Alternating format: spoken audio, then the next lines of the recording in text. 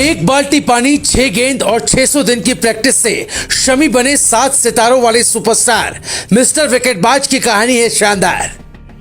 जब गेंद पर खो गया था कंट्रोल, पत्नी कहने लगी थी बकलोल, कोच ने कहा था क्रॉस सीम डालो, तब शमी ने कहा था मैं डरपोक नहीं हूं। वर्ल्ड कप जीतते ही अमरोहा के उस पिच को चूमेंगे शमी, जहां बिताए 120 मिनट ने बदल दी किस्मत। कहानी सुनकर होंगे भावुक। मोहम्मद शमी की गेंदबाजी में ऐसा क्या है, ये दुनिया के बड़े बड़े दिग्गज और बल्लेबाज जानना चाहते हैं। अभी से ही ऑस्ट्रेलिया और अफ्रीका का टीम मैनेजमेंट शमी का वीडियो देखने में लगा है, क्योंकि फाइनल में शमी का तूफान आया तो संभालना कैसे है, इसकी प्रैक्टिस अलग से करनी होगी। तो सवाल है कि शमी को ये ताकत मिली कहां से। हमने भी ये समझने की कोशिश की और उनके पैतृक गांव से जानकारी जुटाने की शुरुआत की। जब उनके पड़ोसी गांव वालों से पूछा कि जिस बुरे दौर में शमी को टूट जाना चाहिए था, उस दौर में वो मजबूत कैसे बने रहे, तो पता चला कि इसके पीछे की वजह है उनका गांव और उनके पिता।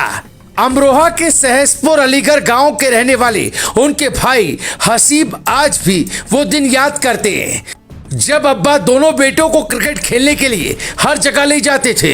पूरा दिन बैठकर मैच देखते रहते, अपने बच्चों के लिए तालियां बजाते थे, लेकिन घर लौटते थे तो पड़ोसी ये कहकर ताना मारते थे कि कमाते धमाते कुछ नहीं, पूरा दिन बस बच्चों को बिगाड़ने में लगे रहते। ऐसे निकम्मे बच्चे क्या करेंगे।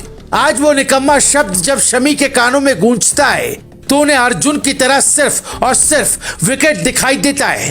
पर कहते हैं सिर्फ बात चुभने से आप काबिल नहीं बनते। जैसे नवनीत सिकेरा ने थाने में पिता की बेइज्जती के बाद महीनों मेहनत करके यूपीएससी की परीक्षा पास की, वैसे ही शमी ने बचपन के दिनों में शानदार गेंदबाज बनने के लिए मेहनत शुरू की थी और टीम इंडिया में जगह भी बनाई। वर्ल्ड कप भी खेला, पर वो प्रसिद्धि नहीं मिली जो मिलनी चाहिए थी। फिर भी वो पत्नी हसीन जहां के साथ खुश थे, लेकिन पत्नी ने भी जब साथ छोड़ा तो शमी को अक्ल आई, पर तब तक काफी देर हो चुकी थी।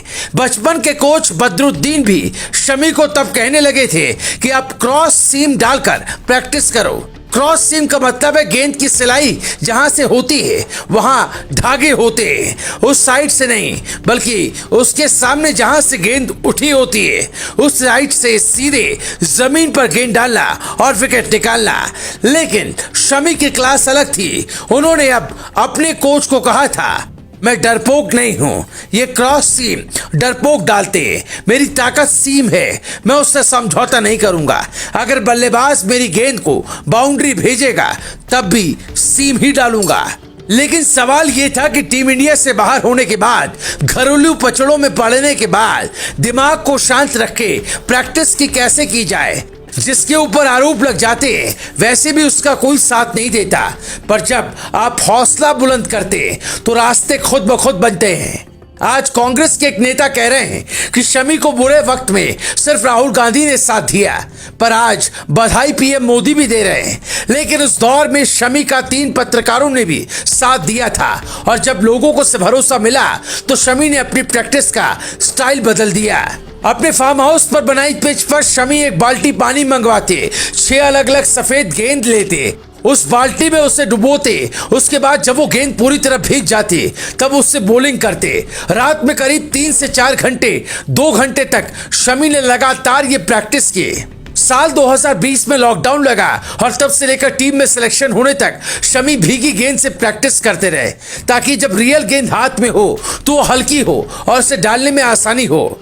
चूंकि सीम गेंदबाजी आसान नहीं होती, इसमें एक्शन सिंपल रखते हुए गेंद की सिलाई वाले हिस्से को जमीन पर फेंकना होता है। कभी कभी ये बॉल स्किड भी होती है, यानी टप्पा खाने के बाद थोड़ी रुक कर आती है, जिससे बल्लेबाज कंफ्यूज हो जाते हैं। न्यूजीलैंड के खिलाफ भी जब शमी ने 7 विकेट निकाले और 7 सितारों वाले सुपरस्टार बने, तब भी उन्होंने यही कहा कि ओस पड़ती तो परेशानी बढ़ सकती थी। इससे दिक्कत सीमर्स को नहीं होती बल्कि स्पिनर ज्यादा रन लुटाते तो फिर मैच जीतना मुश्किल हो सकता था। यानी शमी का फोकस सिर्फ अपने लिए 5, 6 या 7 विकेट निकालने पर नहीं बल्कि टीम को जीत दिलाने पर भी है। और उम्मीद है कि फाइनल में भी शमी अपने कंधे पर विकेट वाले सितारे सजाएंगे और फाइनल जीतते ही सीधा अमरोहा की उस पिच को चूमेंगे जहां की गई 120 दिनों की मेहनत ने उन्हें 33 साल की उम्र में फिर से बब्बर शेर बना दिया, गेंदबाजी का किंग बना दिया। आप इस शानदार गेंदबाज की अनसुनी कहानी सुनने के बाद क्या कहना चाहेंगे? कमेंट कर हमें जरूर बताएं। Bureau report, global Bharat TV.